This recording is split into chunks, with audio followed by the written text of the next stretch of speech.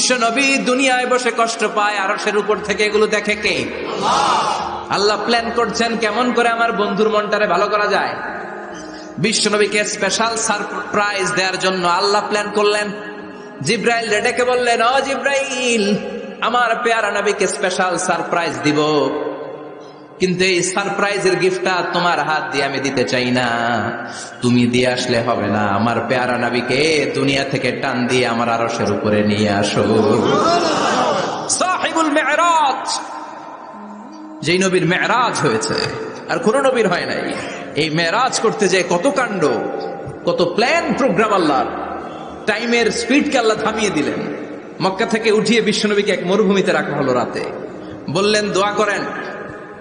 দোয়া করে বিশ্বনবী বললেন, ভাই জিবরাইল, এটা কোন জায়গা, কোথায় দোয়া করবো?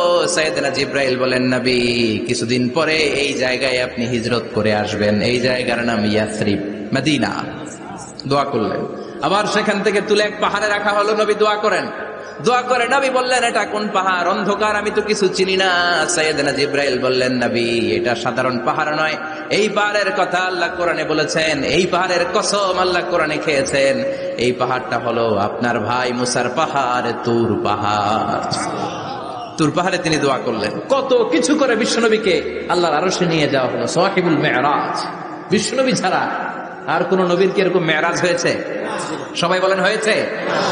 এরপর উনি হলেন সাহিবুস শাফা, শাফাতের মালিক। বিশ্বনবী ছাড়া কিয়ামতের ময়দানে কেউ আমাদের জন্য সুপারিশ করতে পারবে? পাগল হয়ে যাব আমরা।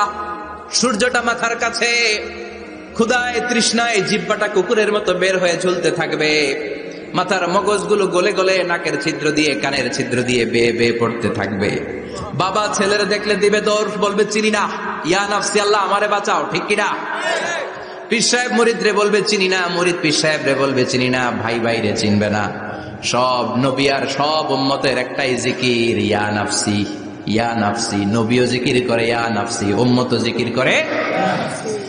সবাই সাইয়েদনা আদম রে ধরবে, সাইয়েদনা আদম বলবে আমি পারবো না। নূহের কাছে যাও, সাইয়েদনা নূহ বলবে পারবো না। ইব্রাহিমের কাছে যাও, সাইয়েদনা ইব্রাহিম বলবে পারবো না।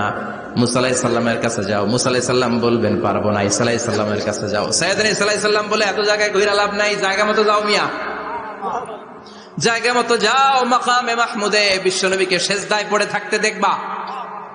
ওই নবী ছাড়া আজকের এই ভয়ঙ্কর আমাদের সবার বিপদের দিন। এই বিপদের দিনে আল্লাহর সামনে দাঁড়িয়ে কথা বলার মতো সাহস আজকে কারো নাই। বিশ্বনবী কাঁদতে থাকবেন, সেজদায় পড়ে কাঁদবেন। সবার জিকির ইয়া নাফসি, ইয়া নাফসি। বিশ্বনবীর জিকির ইয়া উম্মতি। কাঁদতে কাঁদতে নবী আমার বেহুশ। সবাই বিশ্বনবীর চারদিকে দাঁড়িয়ে থাকবে গোল হয়ে। আমার নবী মাকামে মাহমুদে সেজদায় পড়ে থাকবে। বিশ্বনবীর কান্না দেখে আল্লাহর সহ্য হবে না। আল্লাহ বলবে, না নবী, ইরফা রাসাক, মাথা উঠান, আর সইতে পারি না। সাল তুতা, এবার চান, কি লাগবে আপনার, সব দেব। ওয়াশফা তুশাফা, যার জন্য সুপারিশ করবেন তাকেই জান্নাত দিয়ে দেব। বিশ্বনবী বলেন, লিকুল্লি নবিয়্যিন দাওয়া মুস্তাজাবা। সব নবীর দুনিয়াতে একটা স্পেশাল দোয়া ছিল, এটাকে বলে দাওয়া মুস্তাজাবা। এই দোয়াটা করলেই কবুল করে নিয়েছে কে? সব নবীর ওই দোয়াটা দুনিয়াতেই করেছেন। শুধুমাত্র কেবলমাত্র বিশ্বনবী তার স্পেশাল দোয়াটা আজ পর্যন্ত, এখন পর্যন্ত করে নাই।